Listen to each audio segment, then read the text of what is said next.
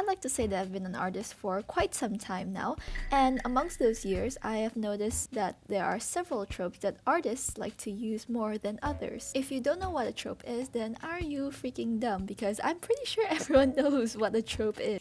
Trope definition. Yes.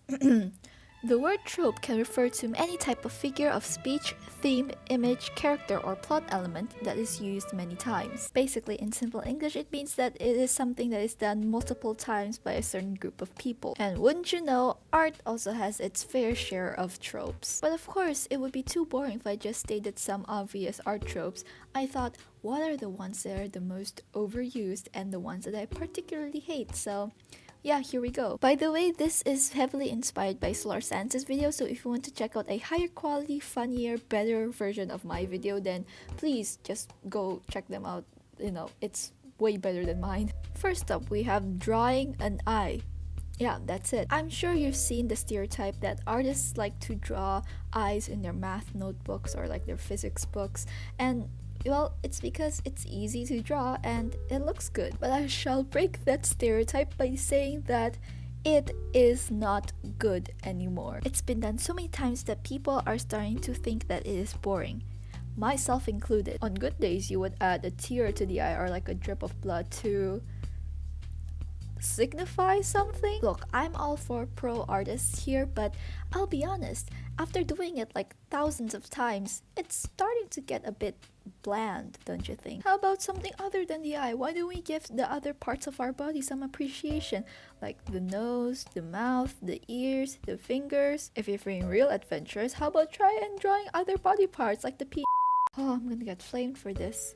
Edgy emotional drawings. How many times have you seen an artwork with an original character that has one hair covering their eye and you know they're using chains and stuff? Look, I'm all for the grungy rock heavy metal aesthetic because you know there are a lot of artworks that are out there that are good. The trope that I don't like is when people use this aesthetic to create quote unquote emotional and edgy work. It's like there are some people who want to create an emotional artwork and think that, oh, I have to make it gothy. Like, no, you do realize that there are other, styles out there, right? It's mostly because they want to be more emotional and edgy with their artworks. And, it's a good sign because they're starting to put meaning into their artworks.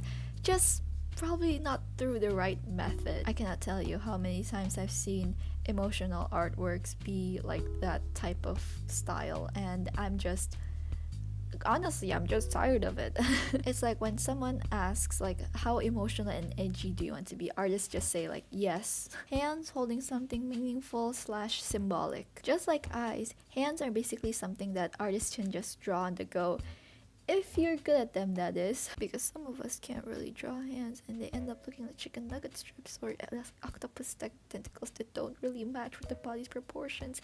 And then I have to redraw everything at the start, and then I have to redraw everything else and make the proportions look right. And whoa, where is that? Oh yeah, right, hands. The hand always has to hold something meaningful or symbolic, like a heart or flower, sword, gun, jewelry, like a crown. Like it has to have some sort of significance, and then the artist would put some sort of meaning behind it. It is a very overdone trope, and I would know because I have done this before. Okay, look, I am also guilty of doing this because it really is so easy to do and it has a lot of meaning behind it. Normally I would put like a book or like a flower in the hand and then it would represent something I forgot. But I still stand by the fact that it is very much overused, and we should probably start thinking of other ways to represent things, guys. Drawing one tree in the middle of the page and it being divided into 2 or 4 different parts. If you have been on YouTube, Instagram, or TikTok within these past 2 or 3 years,